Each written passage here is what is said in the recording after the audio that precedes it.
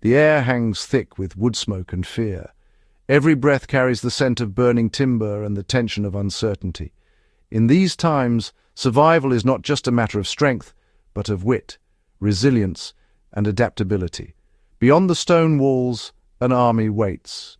The siege has begun, and the threat is constant.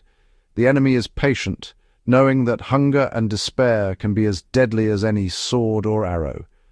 For those trapped inside, life shrinks to the fortress. The world outside fades away, replaced by crowded halls, rationed food, and whispered prayers for relief. For those who escape, the wilderness is unforgiving. The forest offers no comfort, only the constant threat of wild animals, exposure, and starvation. Survival is no longer about swords and shields, but about hunger, cold, and evading discovery. Every day becomes a test of endurance, ingenuity, and the will to keep going. These were the real tests for medieval people, moments when knowledge, not brute force, meant life or death.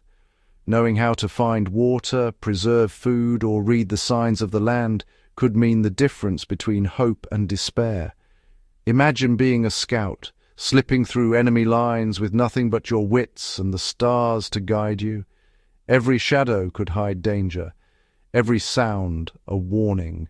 Or a defender watching food dwindle, relying on discipline and hope. Each meal is carefully measured, every resource stretched to its limit as the days drag on. These situations push people to their limits, revealing survival principles that still matter today. The struggle forged communities, tested loyalties, and demanded courage in the face of overwhelming odds. The skills to cross a mountain or survive a siege were rooted in resourcefulness and an unbreakable will. Every challenge was met with determination, creativity, and the hope for a better tomorrow. By exploring these ancient tactics, we uncover timeless wisdom and the enduring strength of the human spirit. The lessons learned in those harsh days still echo through history, reminding us of what it truly means to survive. Let's step into their world and learn what it truly took to survive, where every day was a battle, and every victory, no matter how small, was hard-won. When a castle was besieged, survival became a battle against time and dwindling resources. Water was rationed, every drop guarded as fiercely as the walls. Discipline kept panic at bay. Soldiers followed strict routines, standing watch, repairing defenses, maintaining weapons. Constant activity kept minds occupied and despair at bay. The psychological pressure was immense, the threat of attack, the enemy's presence, and the uncertainty of rescue. Shared meals and prayers offered comfort and unity. Castles were cold, crowded, and sanitation was a constant struggle. Disease could be deadlier than the enemy. Waste management and cleanliness were critical to survival. Enduring a siege required not just military readiness, but logistical foresight and collective will. Survival was a daily, communal effort. In a siege, food was as vital as the walls themselves. The strength of a fortress was measured not just by its stone, but by the stores hidden within. Every meal became a battle against hunger, and every crumb was precious. Quartermasters stocked grains for bread and porridge, carefully rationing supplies to last through the unknown length of a siege. These grains were the backbone of daily sustenance, filling bellies even as hope dwindled. Salted meats and fish provided much-needed protein, preserved to withstand months of isolation. These stores were a lifeline, offering variety and nutrition when fresh food was long gone. Preserved foods, cheese, dried fish, salted meat, were soaked and cooked to become edible. Creative cooks found ways to make even the toughest rations palatable, using every scrap to stave off hunger. Fresh food was rare, small gardens and livestock provided little and were quickly exhausted. Chickens, goats, and whatever could be grown within the walls disappeared fast, leaving only memories of better meals. When supplies ran out, defenders ate horses, pets, even rats. Hunger drove people to desperate measures, and nothing was off limits when survival was at stake. Food quality declined, grain-infested, meat tough, water sometimes tainted and mixed with ale. Illness from spoiled food was a constant threat, and every meal carried risk as well as relief. The monotony and scarcity of food weighed heavily on morale. Meals became repetitive, bland and uninspiring, sapping the spirit of even the bravest defenders. Yet rationing and enduring unappetizing meals was key to survival. Careful planning and strict discipline kept starvation at bay, even as portions grew smaller. The ability to stretch supplies and stomach anything was a testament to discipline. Unity and shared hardship forged bonds among defenders, helping them endure the long ordeal. Eating became a daily reminder of desperation and determination. Each bite was a small victory, proof of resilience in the face of overwhelming odds. Survival depended on making every crumb count and on the unwavering will to endure until relief finally arrived. For a scout, the world outside the walls was pure danger. Their mission, move unseen, using darkness and every scrap of cover.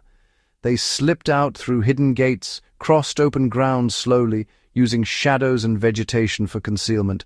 Every step was deliberate, quiet, careful, blending in with dull clothing and even mud for camouflage. Shelter meant invisibility, not comfort. Hollows, thickets, or makeshift hides camouflaged with leaves and moss. These skills came from a lifetime outdoors. Hunting, tracking, reading the land. A good scout knew animal behavior, edible plants and poisonous ones. Their deep connection to nature made them ghosts in hostile territory. Survival meant becoming part of the landscape itself. Without maps or compasses, medieval soldiers navigated by sun, stars, and the land. The sun's path gave direction by day. A stick's shadow marked east and west. At night, the North Star was their anchor, found using the Big Dipper. The land offered clues. South-facing slopes were warmer. Moss grew thicker on the north side of trees. Rivers and streams served as natural guides. Downstream led to settlements. By reading the sky, plants, and water, they built mental maps. Navigation was a blend of observation and instinct. Their senses and wits were their compass. Crossing the towering, snow-choked mountains of the Middle Ages was a deadly challenge. Cold, avalanches, and exhaustion threatened every step. The high passes were unpredictable, with sudden storms and blinding snow that could turn a journey fatal in moments. Travelers faced not only the elements, but also the constant risk of getting lost or separated from their group. Layered wool clothing was essential, insulating even when wet and trapping precious body heat. Cloaks treated with lanolin repelled water and snow, keeping travelers dry for longer. Every layer mattered, as exposure could quickly lead to frostbite or worse. Boots were lined with wool or stuffed with moss, then waterproofed with animal fat to keep feet dry. Mittens and hoods, often made from fur or thick wool, protected extremities from the biting cold and wind. Makeshift goggles, sometimes carved from wood or bone, shielded eyes from snow blindness caused by the sun's glare on endless white. Food had to be light, durable, and energy-rich. Dried meat, hard cheese, nuts, and hardtack were staples. These rations provided the calories needed for the grueling trek, and could be carried for days without spoiling. Water was melted from snow over a fire, never eaten raw, as that could lower body temperature dangerously and lead to hypothermia. Movement was slow and exhausting, using sturdy staffs for balance and crude snowshoes to avoid sinking into deep drifts. Each step required caution and teamwork. Travel was safest by day. At night, shelter was found in caves under rocky overhangs or dug from snow itself to escape the wind and cold. Survival meant using every available mountain resource, gathering firewood, foraging for edible plants, and always respecting the mountain's dangers. Preparation, adaptation, and teamwork were essential. No one survived alone. Every member of the group had a role to play. The mountains demanded everything from those who crossed them and gave nothing for free. Only the prepared and the resilient could hope to survive. The toughest battle was often within. Routine, watches, chores, shared meals brought order and purpose amid chaos.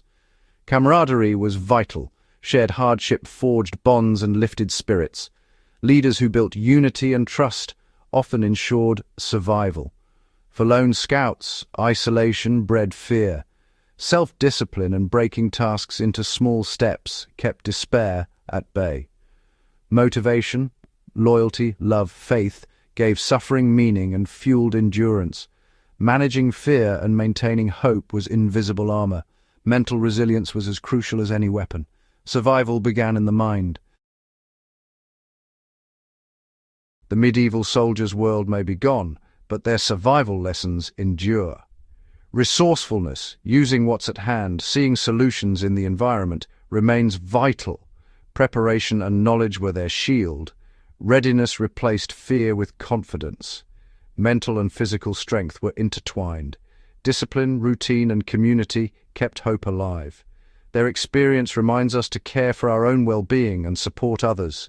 Strength is found in unity and purpose, not just toughness. Most of all, they were deeply attuned to nature, reading weather, seasons, and the land. We can relearn this connection, finding resilience and awareness in our own lives.